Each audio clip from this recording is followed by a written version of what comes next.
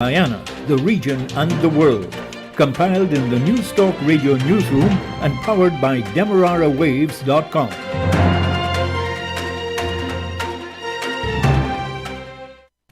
Good day with your major newscast. I am Jessica Daw. First with the highlights.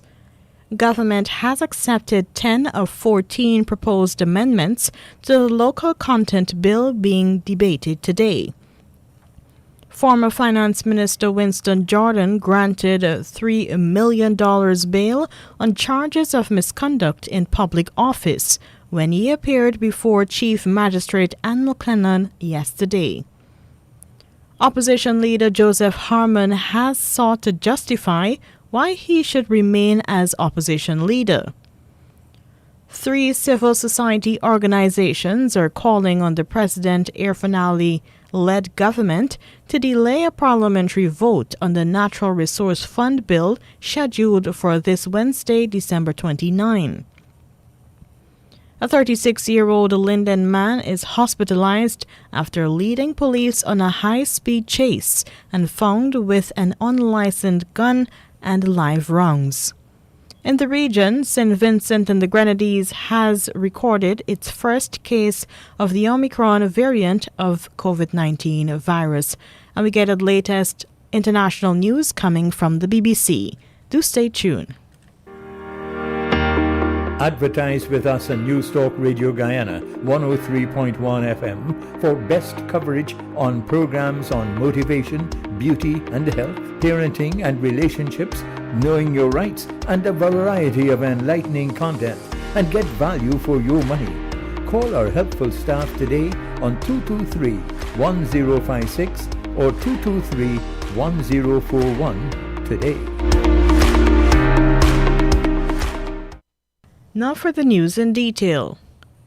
Minister of Natural Resources Vikram Bharat says that 10 of 14 proposed amendments to the local content legislation have been accepted.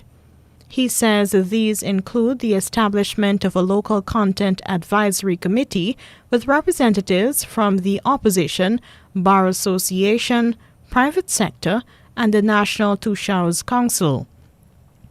Shadow Minister of Natural Resources David Patterson, however, says that the government has knocked out the opposition's proposal for the Guyana Association of Professional Engineers and Transparency Institute of Guyana to be included. Mr. Barrett notes that the local content legislation provides for annual reviews of the master plans of international oil companies, contractors, and subcontractors. The minister says the annual reviews will allow government to have a clearer understanding of the human resource and technical capacity of companies between now and December 2022. Mr. Patterson, however, told the House during debate on the local content bill that the bill should be sent to a bipartisan select committee. He says that while the bill was tabled in the National Assembly on December 16, the opposition was invited at 9:30 this morning to consultations. Mr. Patterson notes that the Private Sector Commission was consulted long before, although the parliamentary opposition represents more than 200,000 persons. Opposition Shadow Minister of Natural Resources David Patterson fears that the local content legislation violates the CARICOM Treaty of Chaguaramas. He made the observation during debate on the local content bill against the backdrop of the CARICOM Treaty providing for the rights of establishment and free movement of labor and capital across the regional single market. Mr. Patterson is urging Attorney General Anil Nandalal to provide clarifications to the National Assembly. Mr. Nandalal says that Suriname and Trinidad and Tobago have local content policies that have not been challenged under the treaty. He says that when that matter arises, Guyana will deal with it. Trinidad and Tobago's Energy Minister Stuart Young is on record on a number of occasions as saying that his country is ready to assist Guyana in the development of its oil and gas sector. The local content bill provides for the employment and contracting of Guyanese. Former Finance Minister under a Partnership for National Unity plus Alliance for Change, APNU plus AFC government, Winston Jordan, on a Tuesday appeared in court on a charge of misconduct in public office. He was granted $3 million bail by Chief Magistrate Anne McLennan and ordered to return to court on January 14. The charges state that while being Minister of Finance and concerned Minister for the National Industrial and Commercial Investments Limited, NISIL, sold a prime property to BK International for $20 million, which carried at the time a market value of $5 billion that was grossly undervalued. The prosecution's case says that the transaction amounted to an abuse of the public's trust and without reasonable excuse or justification. His defense lawyer, Roysdale Ford, says that the decisions had been taken by NISIL and Cabinet, and so the minister did not commit a crime. After that process, Mr. Jordan would simply have been performing an administrative function by which he would have been signing and vesting order. The Cabinet decision would have authorized the sale and the circumstances and conditions of the sale as a consequence of receiving a report and a documentation and a memorandum from NISIL itself outlining those circumstances. So at no time whatsoever Mr. Winston Jordan would have been acted solo, or would he have embarked on a mission or a part of his own. The former finance minister says he fears nothing and is confident that charges will fail. For me, and my family is very unfortunate because I give my life to this country at all levels, local and national and regionally. And I've never turned around. And I've worked with all different administrations. And I see this more political persecution, which is sad development. The former minister is a harsh critic of the government. Opposition leader Joseph Harmon, who is part of the former minister's legal team, says the charge is an attempt by the governing PPP to muzzle dissenting voices. Mr. Jordan is also represented by attorney at law and leader of the AFC Kemraj Ramtatan, Darren Wade, and Member of Parliament Roysdale Ford. Opposition leader Mr. Joseph Harmon on Tuesday sought to justify why he should remain in that post. He says that as opposition leader, he represents a larger bloc of more than 200,000 Guyanese voters instead of the estimated 1,700 delegates who voted at the party's recent internal elections. Mr. Aubrey Norton was elected PNCR leader. The leader of the opposition is representative of over 218,000 persons who went to the electorate and voted. And so that is my mandate. The mandate of the leader of the PNC is a separate mandate altogether. I believe that the two positions that we should work together very closely, but they are two separate positions out there. However, Mr. Harmon says he will be prepared to step down from the post of opposition leader if this will help the PNCR to confront the governing People's Progressive Party. If in fact my situation, my sitting there, makes it difficult for the members of parliament to be able to challenge the PPP and to confront them at every level, then certainly I will consider it. So it is a matter though of our strength in the National Assembly, our ability to confront the PPP on a parliamentary agenda. That is what is important. Mr. Harmon says the opposition leader and the PNCR should work very closely. Previously, he had been co-opted on the PNCR's last executive when Mr. David Granger had been party leader. Mr. Harmon says that he can be co-opted again and he can rely on information from other PNCR executive members in taking positions in the National Assembly. Invariably, the leader of the opposition is asked to be co-opted as a member, or he can identify a person, a member of parliament, who can be so co-opted so that the members of parliament are kept informed.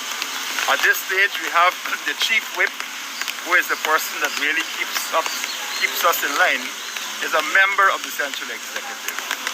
And several other MPs are members of the central executive. So I do not see a problem with respect to the information which comes from the party that will inform the decisions which are made at the level of the parliament. Opposition leader Joseph Harmon. 3 non-governmental organizations have intensified pressure on the government not to go ahead with debating the new Natural Resource Fund law. The Trade Union Congress, Transparency Institute of Guyana Incorporated, and Article 13, the civil society group formed to promote inclusionary and participatory governance, have publicly called on the government to delay a parliamentary vote on the Natural Resource Fund bill scheduled for this Wednesday. The grouping wants the Natural Resource Fund bill to be referred to a select committee of the National Assembly to allow members of the public to make recommendations.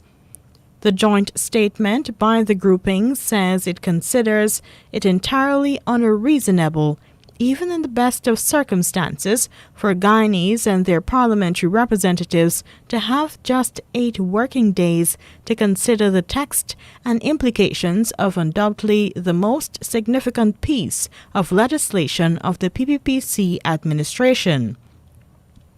The bill was gazetted on December 15 and tabled in the National Assembly on December 16. The organizations say there is no sufficient time to consider the full text of the bill. They say that the oversight provisions in the Natural Resource Fund Act passed by the APNU plus AFC government have been dismantled. They say that they also find contentious that the bill allows the government easy access to spend from the fund and emergency purposes. The civil society grouping says the bill places the monies in the fund in the hands of a board of directors appointed by the president and that the board reports to the Minister of Finance. The Trades Union Congress, Article 13, and Transparency Institute of Guyana also note that a Public Accountability and Oversight Committee comprising of 9 persons provides vaguely for non-governmental oversight of the fund. They say the fund will be operationally managed by the Bank of Guyana, whose governor is also appointed by the president. President Irfan Ali yesterday sought to justify his government pressing forward with the amendments to the Natural Resource Fund bill in the face of calls for a hold on the parliamentary vote. President Ali says the existing law is not constitutional since it was passed by a government that had been defeated in a no-confidence motion. The old bill is unconstitutional and illegitimate. We seem to forget that this bill was passed by the Parliament in January 2019, after the no-confidence motion had been approved. So the bill has no legitimacy. The bill has no legitimacy. It was passed in Parliament after the no-confidence. So it's unconstitutional. That is the first thing. The president says the government made a promise on the campaign trail to amend the bill and the government is keeping that promise. He says there are also fatal flaws in the act which necessitate changes. Before the act could have been made operational, Now, what are these fatal flaws that the Act had inside? The governance structure. Let us start with the governance structure. It was severely deficient, with no governing body, such as a board of directors. The Santiago Principles require a governing body. So let's start from there. There was no governing body, as is required by the Santiago Principles. In the amendments, President Ali pointed out that the finance minister powers would be reduced and given to the board of directors. The president says the bill will be subject to a full parliamentary debate where the opposition will be present to make their contribution.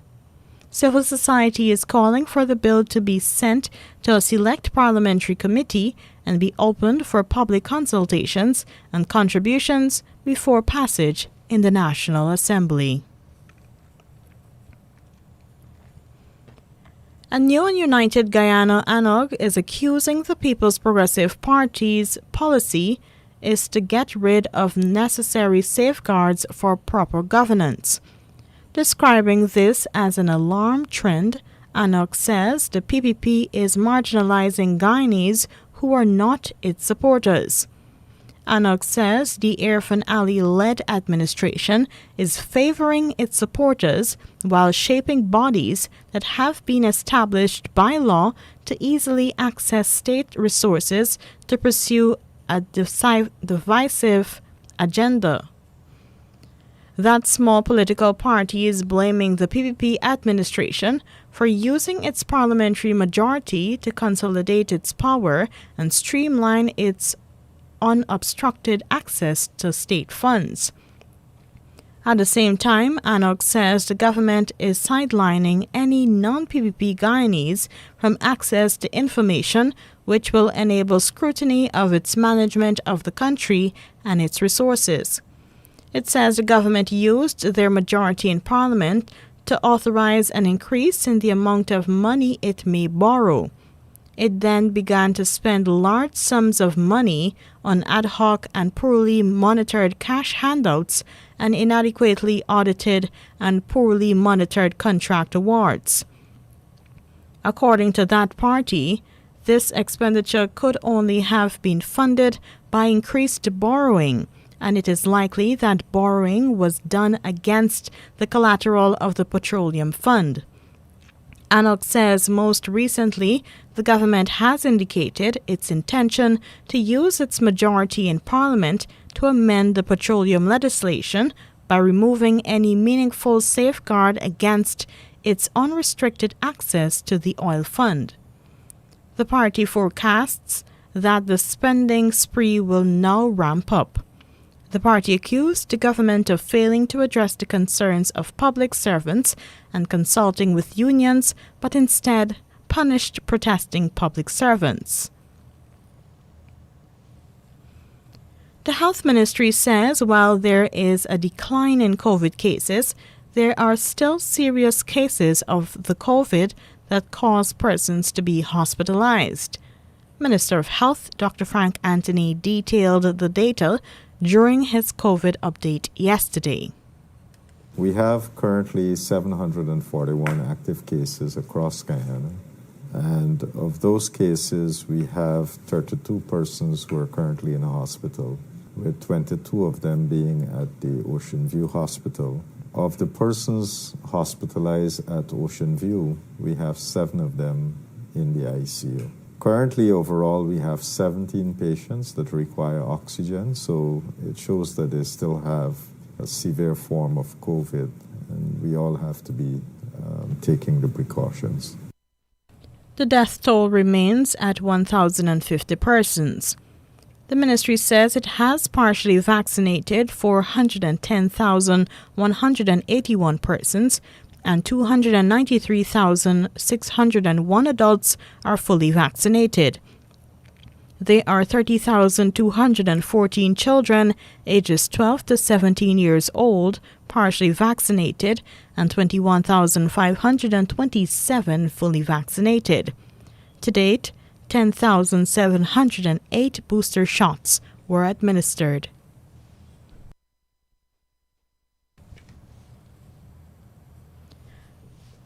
A 36-year-old Linden man led police on a high-speed chase this morning in the mining town before crashing his car and was arrested for the alleged possession of an unlicensed gun and ammunition. Police say the now hospitalized man under police guard at the Mackenzie Hospital complex was acting suspiciously while patrol ranks were responding to a complaint of noise nuisance where a private party was being held. Police say two males were observed some 15 feet away and quickly boarded a car and sped off. The ranks followed and it turned into a high-speed chase. The car stopped briefly and the second male got off and made good his escape as the chase continued. Police searched the vehicle after it crashed and found the 9mm weapon and 11 live matching rounds. Police are probing the incident further. Now for the news in the region. St. Vincent and the Grenadines recorded its first case of the Omicron variant of the coronavirus COVID-19 pandemic.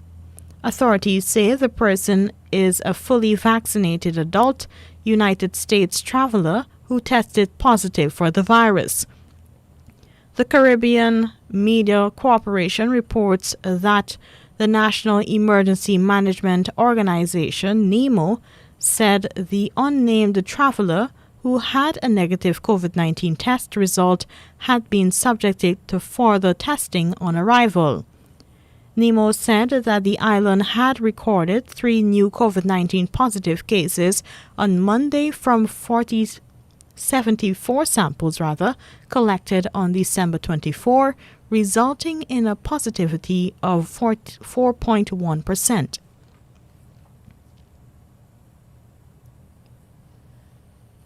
Two Venezuelan men who were caught trying to smuggle $25 million worth of cocaine in the Bahamas last week were sentenced to 5 years in prison yesterday.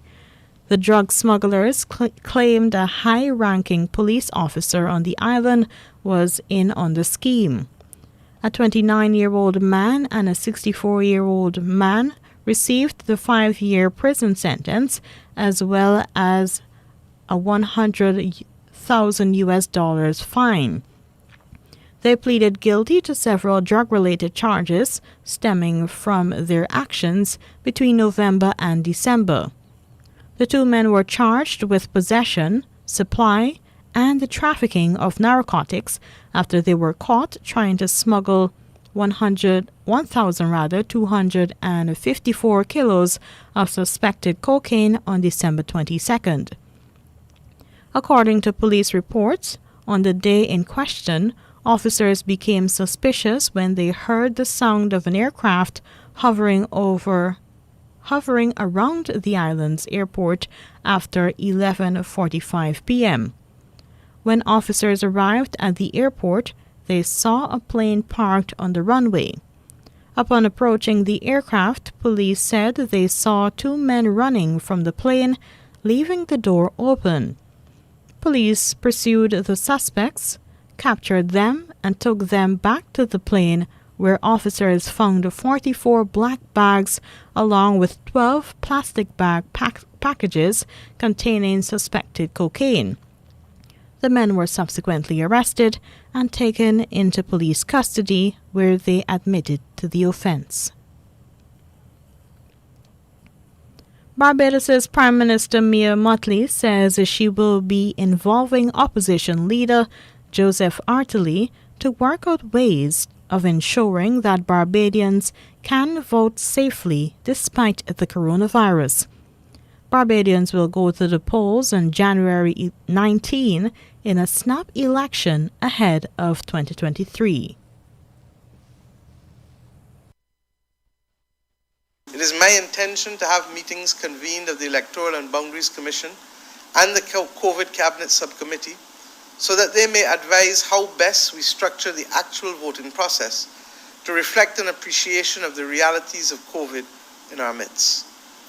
I will also ensure that the Leader of the Opposition and myself are fully briefed after these meetings and that we can update you in a matter of days on any agreed upon changes with respect to simplifying the conduct of elections in this environment. Parliament was dissolved yesterday immediately to make way for the election. In the Dominican Republic, the large number of people with symptoms of strong flu, influenza, or COVID-19 infections have forced companies or public institutions to partially return to teleworking. Dominica Today says this is in order to stop the situation and avoid greater absenteeism from work.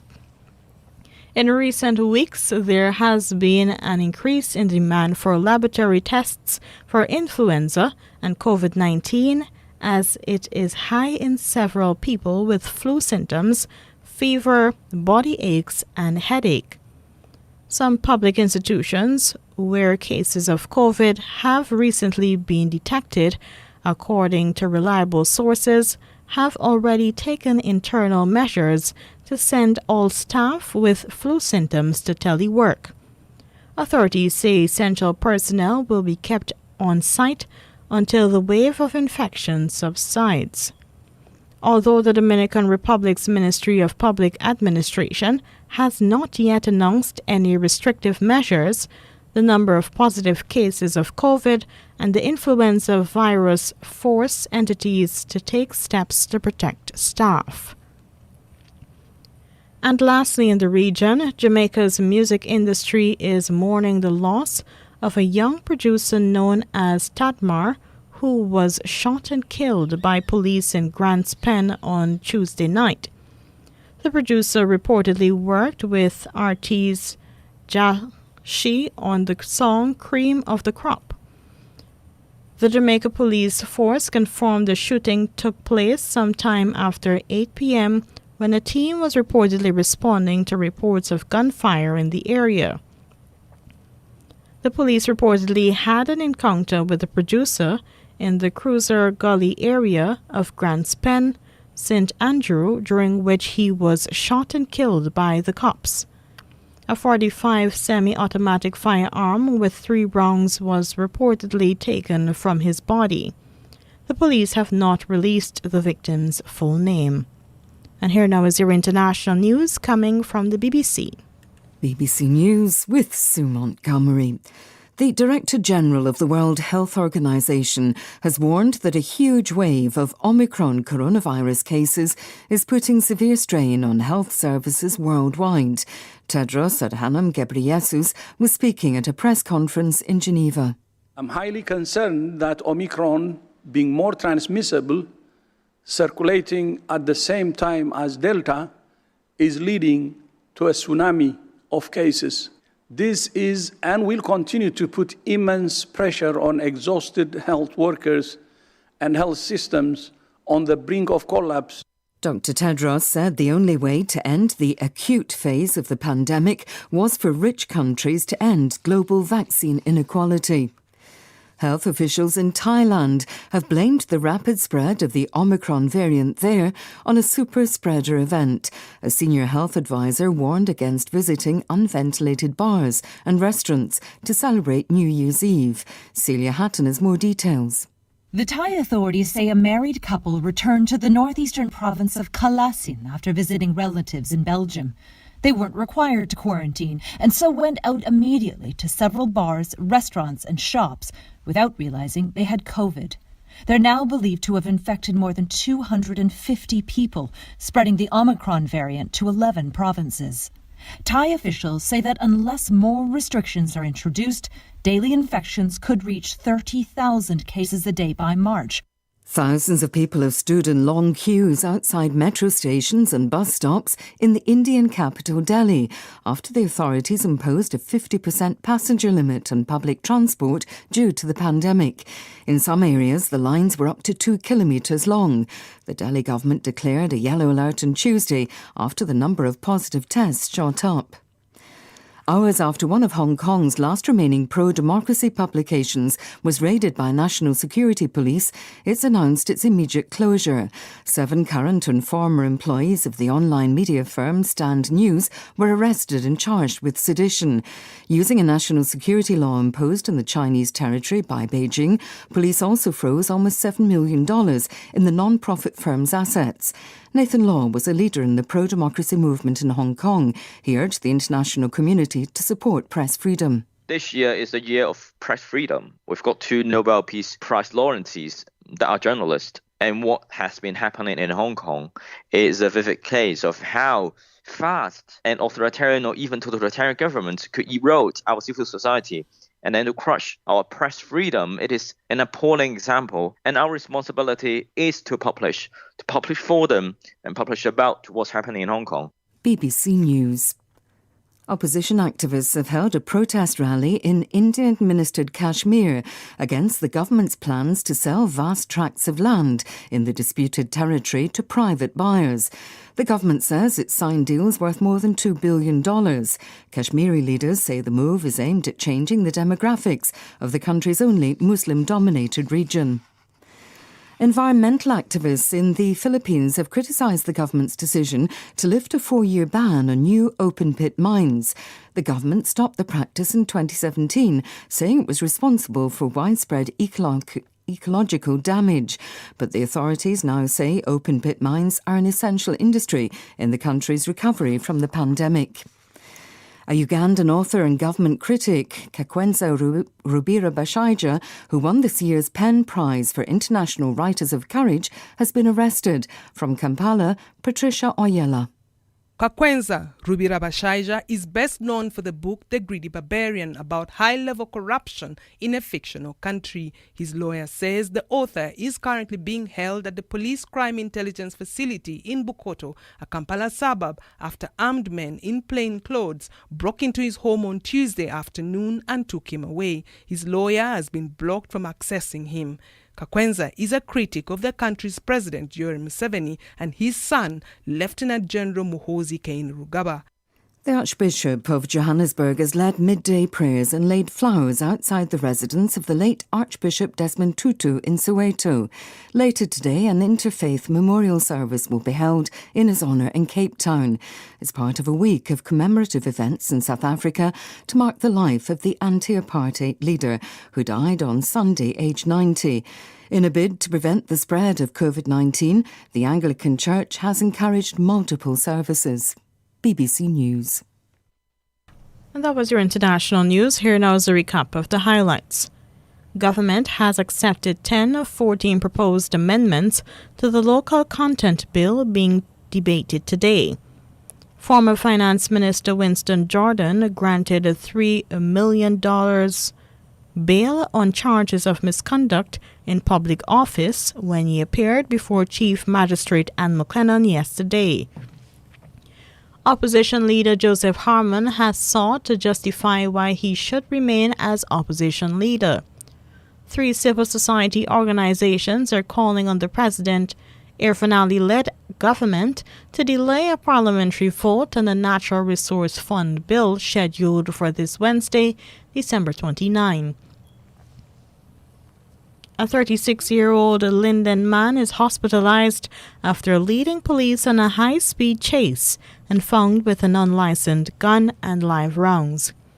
Regionally, St. Vincent and the Grenadines has recorded its first case of the Omicron variant of the COVID-19 virus. And you had your latest global update coming from the BBC World Service. Now that was your major newscast. I am Jessica Daw.